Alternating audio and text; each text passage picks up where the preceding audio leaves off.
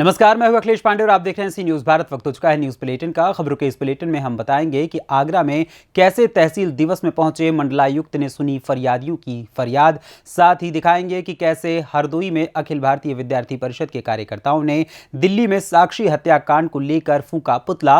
और ऐसा क्या हुआ जो टीकमगढ़ में जनपद पंचायत जतारा की ग्राम पंचायत केशवगढ़ का नाम भ्रष्टाचार की सुर्खियां बना। और भी तमाम खबरों पर आइए विस्तार से करते हैं चर्चा।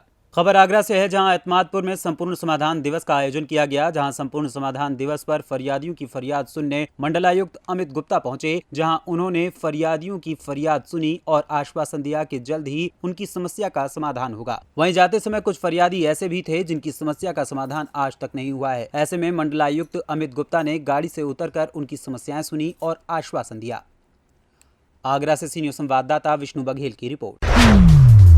खबर हरदोई से है, जहां अखिल भारतीय विद्यार्थी परिषद के कार्यकर्ताओं ने दिल्ली में साक्षी हत्याकांड को लेकर जगदीशपुर चौराहे पर पुतला फूंका। हरदोई जगदीशपुर के अखिल भारतीय विद्यार्थी परिषद कार्यकर्ताओं ने लव जिहाद के कारण दिल्ली में हुई 16 वर्षीय छात्रा साक्षी की निर्मम हत्या के विरोध में जगदीशपुर चौराहे पर लव जिहाद का समर्थन करने वाले केजरीवाल का पुतला फूंका। इस दौरान नेतृत्व कर रहे नगर मंत्री पुनीत सिंह भोलू ने कहा कि पहले नाम बदलकर दोस्ती करते हैं और फिर बलात्कार और दुराचार करते हैं और अंत में टुकड़ों में काट देते हैं। मामला किसी राज्य का या सरकार का हो, पर आरोपियों पर कड़ी से कड़ी कार्रवाई होनी चाहिए, उन्हें फांसी दे देनी चाहिए। इस मौके पर अखिल भारतीय विद्यार्थी परिषद के सैकड़ों कार्यकर्ताओं ने मैदान में उतरकर जगदीशपुर चौराहे पर जाम लगाकर उसे बंद कर दिया। इस मौके पर संजीव सिंह, कन्हैया शुक्ला, गोविंद सिंह चौहान, शिवम सिंह आदि तमाम कार्यकर्ता मौजूद रहे।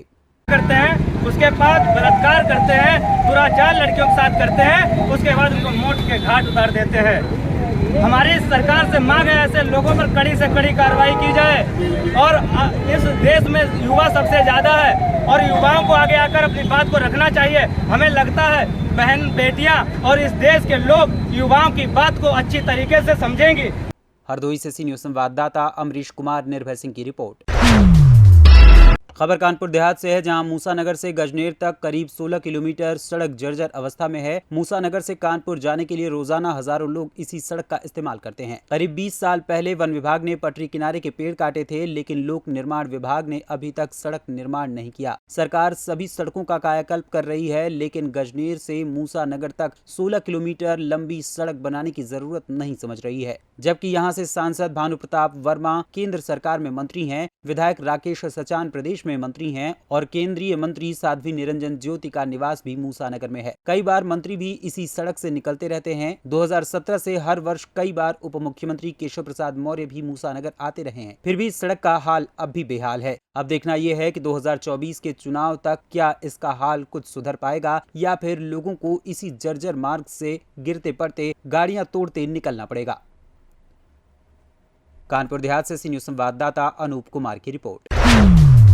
खबर मध्य प्रदेश के टीकमगढ़ जिले से है, जहां जनपद पंचायत जतारा की ग्राम पंचायत केशवगढ़ का मामला सामने आया है, जहां पर ग्रामीणों ने सरपंच पर आरोप लगाते हुए कहा कि 15वें वित्त योजना अंतर्गत बरगद के पेड़ के नीचे स्कूल के सामने जो 79,000 रुपए की लागत से चबूतरा बनाया गया था, उसकी नींव नहीं खोदी गई और घटिया किस्म का निर्माण किया गया है, जिससे वो 6 माह के अंदर ही जर्जर होने लगा है और 2 चबूतरों का निर्माण कार्य अभी भी चल रहा है, जो घटिया किस्म से बनाए जा रहे हैं। जब इस संबंध में हमारे संवाददाता ने कुछ ग्रामीणों से जानकारी ली तो उनका कहना है कि जो भी पंचायत के निर्माण कार्य हुए हैं या हो रहे हैं, वो पूरी तरह से घटिया किस्म के हो रहे हैं और जो भी इन मुद्दों पर सरपंच के खिलाफ आवाज उठाने की कोशिश करता है या शिकायत करता है, तो उनको सरपंच प्रतिनिधि पुष्पेंद्र जैन द्वारा अनावश्यक रूप से प्रताड़ित किया जाता है या फिर मुकदमे में फंसाने की धमकियों के साथ तिराहे पर आकर ग्रामीणों को गालियां दी जाती हैं। अब देखना यह है कि ऐसे में ग्राम पंचायत में चल रहे निर्माण कार्य में गुणवत्तापूर्ण कार्य होते हैं या फिर वैसे ही वैसे चलता है। यादव, ग्राम पंचायत केशवगढ़। तो जो आपकी पंचायत में कार्य चल रहा है, इस पर क्या कहना चाहते हैं? हम ये कहना चाहते हैं कि इस चबूतरे की पहले तो नींव खुदी, दूसरे नंबर पर गटरों के ऊपर सीसी गन्ना करके, जहाँ पर देखो मसाला कम लगने के लिए यहाँ पर मिट्टी डाली जा रही है। और जो चबूतरा की नींव खुदी हो, इसमें बिल्कुल 1 इंच भी नींव खुदी, ना कोई नींव भरी गई। सीधे खंडा लगा के चबूतरा खड़ा है, आप तो चेक करवा लीजिए। इस चबूतरे को बनाने के लिए लेबर का उपयोग किया गया है, मट्टी पूरने नहीं, के यहाँ लिए। जीसीबी से इसमें मट्टी पूरने के लिए रही, लेबर का कोई काम नहीं, सिर्फ खंडा लगाने के लिए, ये मिट्टी फैलाने करने के लिए लेबर चली, बाकी लेबर से काम बिल्कुल नहीं हुआ।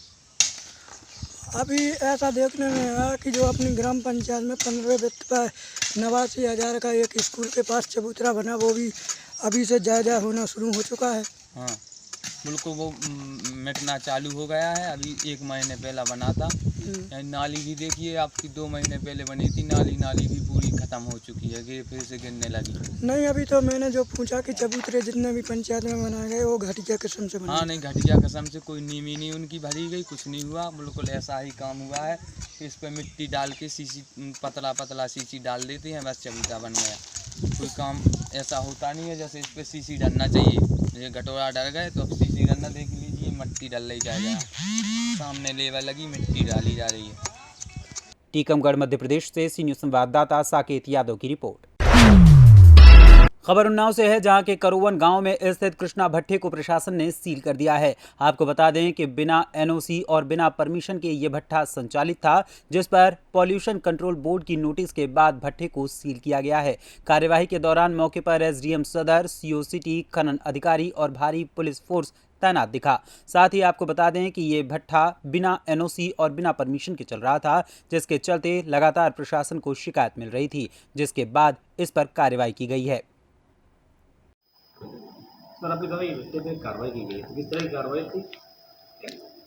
ये एक Uttar Pradesh pollution control board की तरफ से आदेश आए थे, जिसके अंतर्गत कृष्णा ब्रिकफील्ड के बंदीकरण के आदेश पारित किए गए थे। उसके क्रम में टीम बनाकर जिलाधिकारी महोदया के निर्देशन में आज बंदीकरण उक्त भट्टे का किया गया है, जिस पे मौके पर आरओ पॉल्यूशन तथा जिला पंचायत से एएमए तथा हमारे जिला खनन अधिकारी तथा मेरे साथ पुलिस बल के साथ इस भट्टे को जो है नियमानुसार जो है उसका बंदीकरण किया गया है। और पूर्व में इस भट्टे पे संचालन जो है वो मानकों के विपरीत हो रहा था, किसी भी प्रकार का कोई परमिशन नहीं लिया गया था। इसी कारण से इस भट्टे का जो आज बंदीकरण जो है उस आदेश का क्रियान्वयन किया गया है। उन्नाव से सी न्यूज संवाददाता अजय कुमार की रिपोर्ट। फिलहाल के लिए इस न्यूज़ बुलेटिन में बस इतना ही। देश दुनिया की तमाम खबरों के लिए देखते रहें सी न्यूज़ भारत। हर खबर आपके साथ, आपके हाथ।